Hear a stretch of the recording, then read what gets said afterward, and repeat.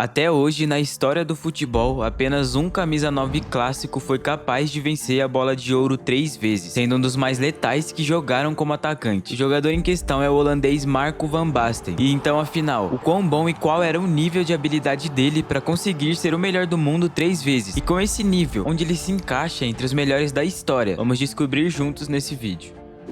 Van Basten nasceu na Holanda e passou a maior parte de sua infância jogando futebol para um time local desde os seus 6 anos de idade. Sua família sempre foi próxima ao esporte e seu irmão mais velho também queria ser jogador profissional, mas não era tão bom quanto o jovem Marco, que tinha um talento incrível com a bola nos pés. Ele era a joia da família. Quando o Ajax, o maior clube da Holanda, teve conhecimento deste talento, imediatamente eles arranjaram um contrato para trazer ele ao clube, e ele aceitou, apesar deles terem rejeitado seu irmão mais velho alguns anos antes. Na mesma temporada que ele chegou na base do Ajax, Van Basten estreou no profissional, substituindo nada mais nada menos que a lenda Johan Cruyff, mostrando que ele realmente seria destinado a grandes coisas. Apesar de que, com apenas 16 anos, pouco se tinha ideia do que ele se tornaria, mas não demorou muito para se ter uma ideia, porque com menos de um ano de clube ele começou a fazer o seu nome, já que na temporada seguinte ele marcou 13 gols em 25 partidas, ajudando o Ajax a conquistar o título da liga em sequência. Van Basten já estava se tornando absoluto entre a torcida e os dirigentes do clube, que se sentiram obrigados a vender o atual artilheiro da Europa naquela época, Kief, para que Van Basten pudesse ter ainda mais chances entre o time titular. Alguns anos depois, pela temporada de 1983, Van Basten já mostrava ao mundo que era um dos melhores jogadores jovens da Europa, sendo artilheiro da liga holandesa e levando a chuteira de prata com 31 gols em 31 partidas. Os holandeses já estavam começando a chamá-lo de novo Cruyff, pelo potencial que ele apresentava. Embora esses dois craques não fossem muito parecidos em campo, as similaridades surgiam pela forma em que os dois eram talentosos em suas posições, mas Van Basten chegou até a ser criticado por isso. Alguns diziam que ele seria apenas mais um homem-gol muito preciso. Não demorou muito e ele começou a mostrar que eles estavam errados. Em sua quarta temporada, quando marcou 27 gols, mas também deu 20 assistências para seus companheiros de time, em 38 partidas, mostrando uma média absurda de participações que se manteve até o fim de sua carreira. Nessa temporada, ele foi novamente artilheiro da Eredivisie e foi eleito o melhor jogador holandês do ano. Van Basten sempre mostrava o quão inteligente era em campo, e de fato ele era mesmo. Alguns dizem que até hoje ele foi um dos atacantes mais inteligentes da posição, fora que ele também era muito atlético e acrobático, mas também tinha muita força física, e como Romário,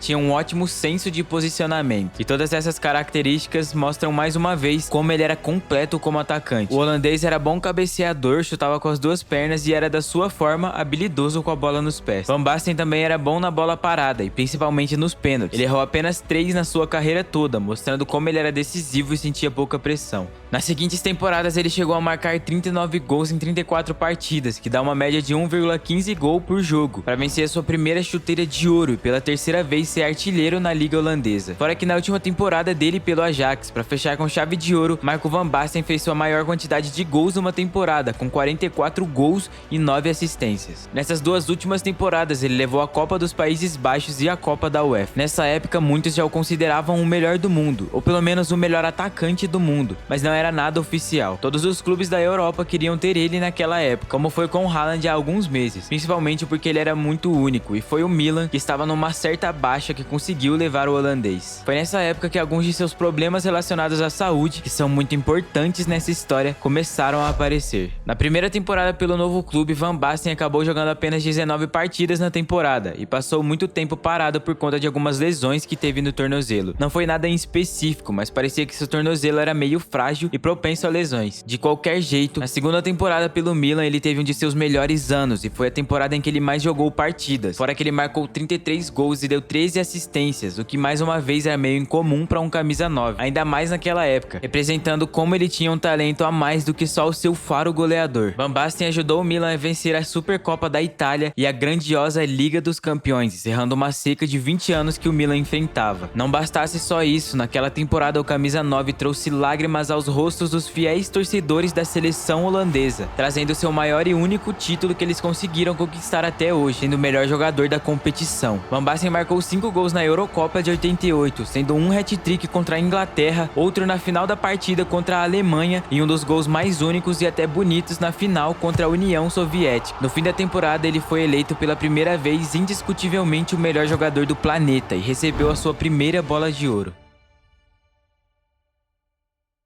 Na próxima temporada ele manteve o nível e mais uma vez foi o artilheiro do time com 24 gols e também deu 5 assistências. Esses números podem parecer pouco comparado a outros anos, mas foram cruciais para ajudar a sua equipe a vencer de forma consecutiva a Liga dos Campeões, principalmente porque o passe para o gol que venceu o jogo na final foi de Van Basten. O holandês também novamente venceu a Bola de Ouro nessa temporada, mostrando o nível que ele tinha alcançado. Ele era o principal e melhor jogador do melhor time do mundo dos últimos 2 anos. Ele foi tão importante para o Milan que depois de um conflito com o seu ex-treinador, o dono do time, Silvio Berlusconi, demitiu o técnico somente para agradar ele. Como foi com Ronaldinho pelo Barcelona, Van Basten havia trago a glória que o time do Milan não via há alguns anos. Na temporada de 1991, eles não venceram a Liga dos Campeões pela terceira vez, mas sim trouxeram o título da Série A italiana, que fazia muito tempo que o Milan não vencia, e Van Basten tinha estabelecido um novo recorde na artilharia da liga, com 29 gols. Ele terminou a temporada com 38 partidas e também 13 assistências. E um fato curioso é que ele era o tipo de jogador que batia recordes, como Messi, Pelé e Cristiano Ronaldo, e foi o primeiro a fazer 4 gols numa única partida de Liga dos Campeões. Inclusive, um dos gols foi esse golaço.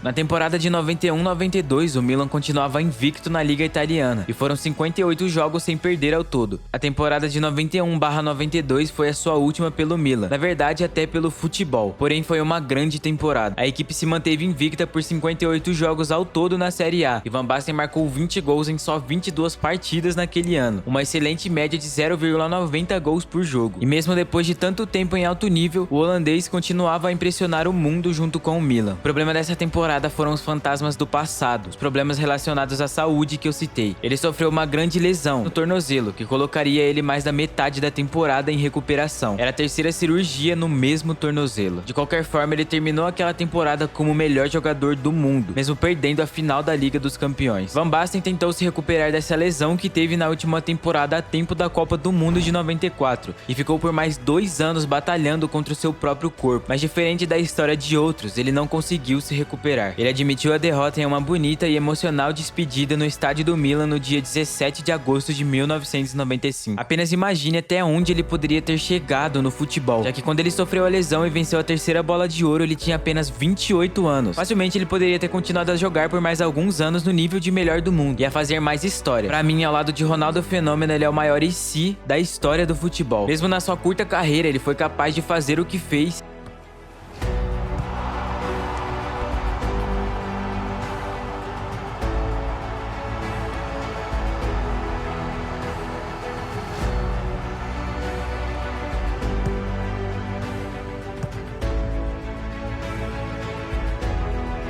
E trazer a maior alegria para sua nação.